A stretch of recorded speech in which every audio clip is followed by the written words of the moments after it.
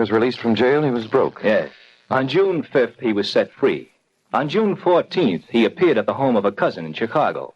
And he told the cousin he lacked the courage to face his family or society. Mm-hmm. The next day, he disappeared and hadn't been heard from since. It looks to me, Mr. Fuller, as though you'd have to pay Mrs. Holbrook the $100,000. Possibly you're right, Miss Fairfax. Before I make my offer, there's one other thing you must know. Oh, what's that? Well, between June 6th and June 13th, neighbors reported seeing a light in the Holbrook home.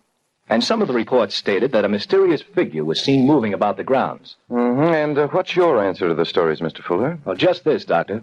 When Holbrook was in jail, he made an enemy of a man named Guy Emerson. They quarreled frequently over small matters, even resorting to fisticuffs on 1 or 2 occasions. Emerson was released 2 days after Holbrook. And it's your opinion that this Guy Emerson came directly to the Holbrook home, found Howard Holbrook waiting there for his wife to return from her sister's, and murdered him? No, it couldn't have happened that way. Remember, Dr. Holbrook was seen in Chicago on June 14th. Oh? As a matter of fact, Dr. Danfield, I don't believe he returned to his home at all. Then what do you believe, Mr. Fuller? I believe that Holbrook was murdered by his wife. I don't know how or when or where, and I've absolutely nothing to go on but a hunch. But my company, Danfield, is willing to gamble $10,000 to have me proven right.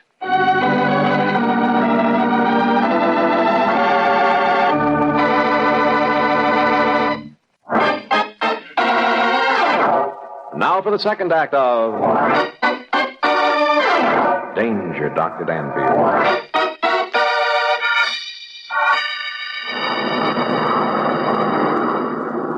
Dan?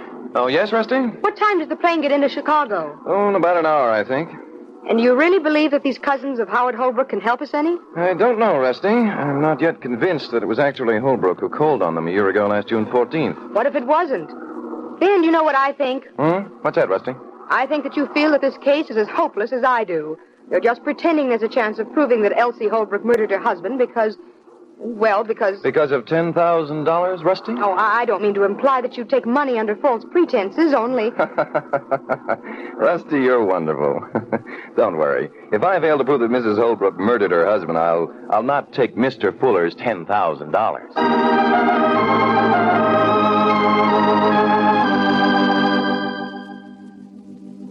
I'm sorry you came way out here to Chicago, Dr. Danfield. There's not the least doubt that the man who called on me a year ago last June 14th was my cousin Howard Holbrook. Thank you very much. You've helped a lot.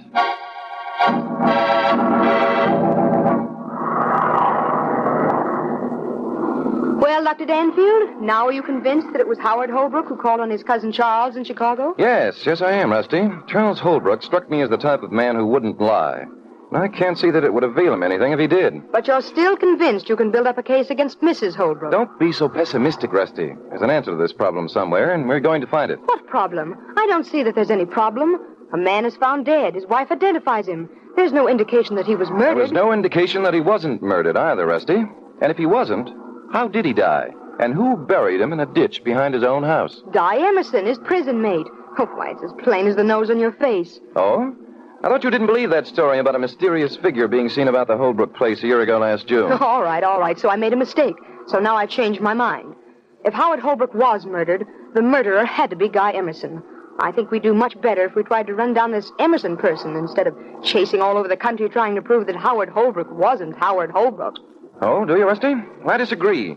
I think we're going to find the answer to our problem at Holbrook's home in Benton, and that's where we're going right now.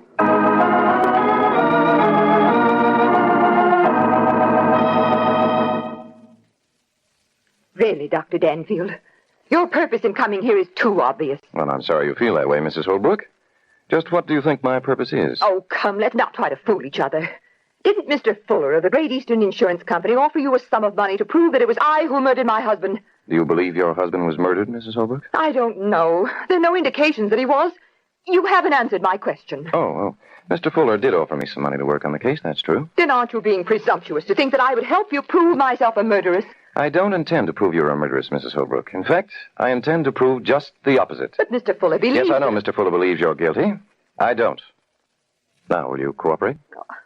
I don't know what to say. I think what Mrs. Holbrook wants to say is that she doesn't believe you, Dan. No, it isn't that. I don't know. Everything seems so strange and unreal. People have been coming to the house ever since poor Howard's body was found. They all act suspicious. They all look at me and go away without offering any explanation. Terrible. Believe me, I know how you feel, Mrs. Holbrook. Suppose you look at it this way. You didn't murder your husband, so therefore you haven't a thing to lose by offering me your help. As a matter of fact, you have everything to gain. I suppose you're right. What is it you want me to do? Well, I'd like to ask you a few questions, and then I'd like permission to remain here at your home for a few days. Very well. You'll have to shift for yourself, however. I've had no servants for over a year. Everything's run down. I've only been able to survive because there was a lot of valuable machinery and livestock that I could sell. Yes, I understand. Howard Holbrook's plan was to build himself a model farm up here, wasn't it? Yes, we'd only lived here one summer, you know.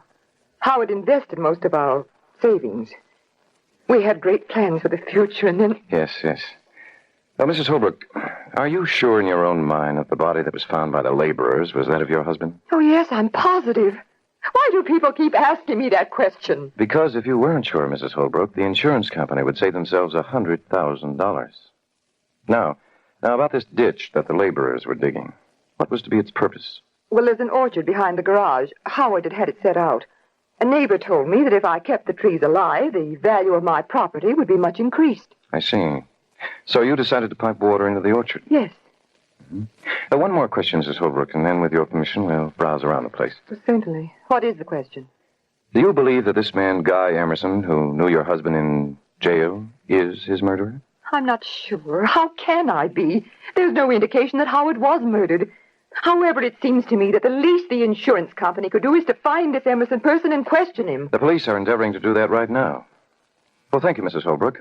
Come along, Rusty. Let's see if we can't dig up a clue or two that our employers overlooked.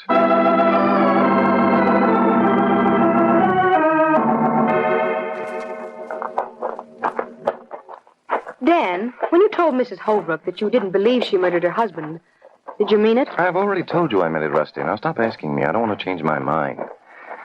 Yeah, this must be the ditch. Oh, let's skip the ditch. It's almost dark. We can't see anything tonight. Besides, I have some questions I want to ask you. Let's see now. There's those dark silhouettes over there. It must be the apple orchard. Well, that means, of course, that the pipeline should run right... Well... Now what? I'm no surveyor, Rusty, but it seems to me that if Mrs. Holbrook wanted to run water from the house to her orchard, spending a lot of money unnecessarily. Why? Why? Because if those laborers kept going in the same direction as they started, they'd wind up at a point between the house and the garage. Oh, Dan, stop grabbing at straws. There could be a dozen reasons why the ditch is heading in that direction. Oh, name three. Laborers might have struck a ledge. They might have intended to splice into the pipeline that must run from the house to the garage. Or they might have intended to splice it at the garage instead of the house. Yeah, perhaps you're right. Were any of your ancestors plumbers, Rusty? Oh, Dan. Say, it's getting dark, isn't it? I'll say it is. And I'm tired. Good gosh, what's that? Now, don't get alarmed. It's only a screech owl. An owl? Oh, let's go back. I hate owls. They're like bats. They're not at all like bats, Rusty. All right, come on, let's go. There isn't much more we can do until daylight anyhow. Oh, that owl. I'm beginning to think there isn't much we can do even in daylight. Dan, I wish we weren't going to stay here tonight. Why, are you afraid Mrs. Holbrook will murder you in your sleep? I'm afraid I won't even sleep. Oh, here's the garage. Yes. I imagine those outside stairs lead up to the servants' quarters. Well, Rusty, come on, Hey, what the... Rusty, look out! Oh, Dan, someone...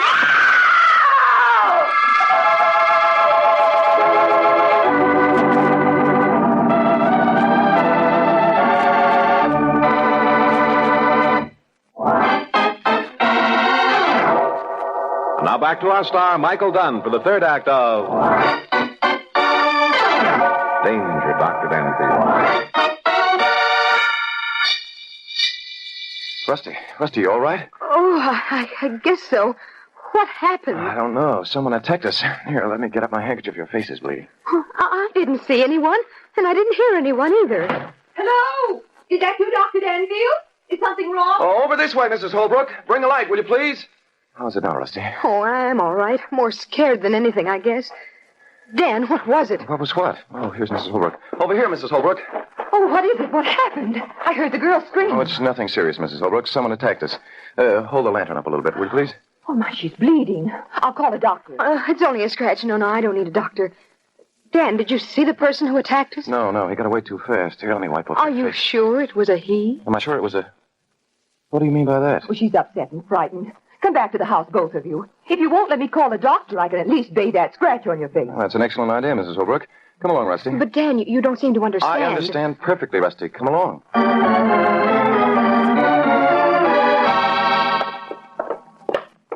Yeah, this is your room here, Rusty. Oh, Dan, I wish I didn't have to go to bed. I'm scared. Can't we sit up all night? Sit up all night? That isn't going to help matters any, Rusty. There's nothing to be frightened of. Well, there is. I don't know what, but there's something terribly wrong in this house. Dan, why do you suppose Mrs. Holbrook left us alone so long in the kitchen when she went for the antiseptic? I think she went to telephone. Oh, there's that awful owl. Telephone? To whom? I don't know, but I plan to find out in the morning. How? Was she telephoning to someone about us? I wouldn't be surprised, Rusty. However... Dan, that was a shot. Yes. Come on, there's a window at the end of the corridor. It sounded as though it came from the garage. Look there. Someone's running across the fields. He's carrying a rifle. In that bright moonlight, it's easy to see. Yes. Dan, what's that in his other hand? I don't know. Well, he's gone now. I wonder if... Dan, what does it mean? Oh, I wish we'd never come here. On the contrary, Rusty, I'm very glad we did come here. Let me see now. Yes, by George, that must be it. What must be what? Rusty, I think I'm beginning to see the answer to all this mystery. Yes, I'm sure I am. Well, what is it? For goodness sake, tell me. Yes, it all adds up now, as soon as I check a few more facts. Come along, Rusty. We're going to get a good night's sleep, and then I think we can clean this case up.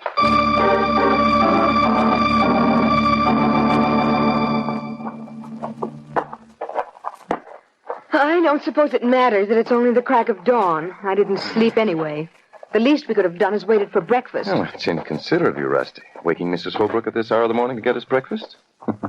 Besides, we have more important things to attend to. Yeah, here's the barn. Let's go in. What do you expect to find in the barn? Yeah, well, the less we find, my dear, the more airtight our case will become. Well, it seems to be empty, doesn't it? Except for a few broken-down farm implements. Yeah, for heaven's sake, what's that? Looks like a butterfly net. Maybe Howard Holbrook indulged in bug chasing as a sideline. I doubt it. That net is big enough to catch a whale. Well, I guess we've checked everything that's worth checking here. Now what do we do? Now, Rusty, we go out and see how many acres of land Howard Holbrook planned to have under cultivation. That's very important.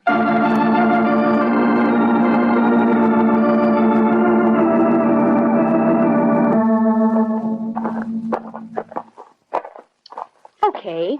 So Holbrook could have had 50 acres under cultivation, mostly in apple orchards and potatoes. Now where are we? Well, we're a lot closer to the solution of this mystery than we were a half an hour ago, Rusty. Uh-oh, who's this? Looks like the farmer from next door. Yeah, and look at that ugly scar running from the corner of his eye. Yes. Hello there. Looking for something? No, nothing in particular. We're staying here at the Holbrook farm for a couple of days. Oh. And my name's Dunstan. Jason Dunstan. I live next door. Well, glad to know you, Mr. Dunstan. I'm Dr. Daniel Danfield, and this is my secretary, Rusty Fairfax. Well, the crime cytologist, eh? Still trying to find out if Holbrook was murdered, Doc? Do you think he was murdered, Mr. Dunstan? I'm sure he didn't crawl in that ditch himself and pull the dirt over him. Yes, you're quite right. Oh, by the way, did you hear a shot last night? A shot? No. Where'd it come from? From somewhere near Mrs. Holbrook's garage. Oh, well, I wouldn't be able to hear it anyhow. My place is half a mile away. Who was shooting at what? Well, we don't know. Tell me, did you know the Holbrooks very well, Mr. Dunstan? Oh, I didn't know Holbrook at all.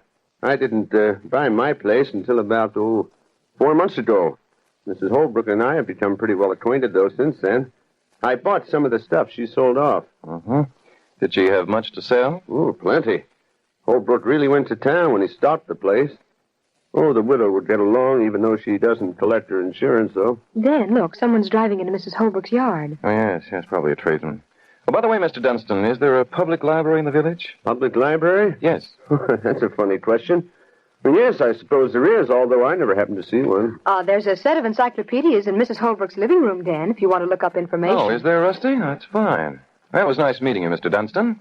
Possibly we'll see each other again. Yes. Come on, Rusty. You bet, Doc. And if there's anything I can do to help you, just let me know. I hope I didn't embarrass Mr. Dunstan by staring at that scar on his face.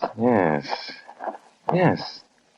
Well, it all adds up, doesn't it, Rusty? What adds up? Oh, say, Dan, that man coming across the fields is Mr. Fuller, the insurance investigator. Yes, so it is. Hello there, Mr. Fuller. Hello, Doc. Miss Fairfax. I thought I'd drop by and see how things were going. Well, you made it bright and early, all right. It's only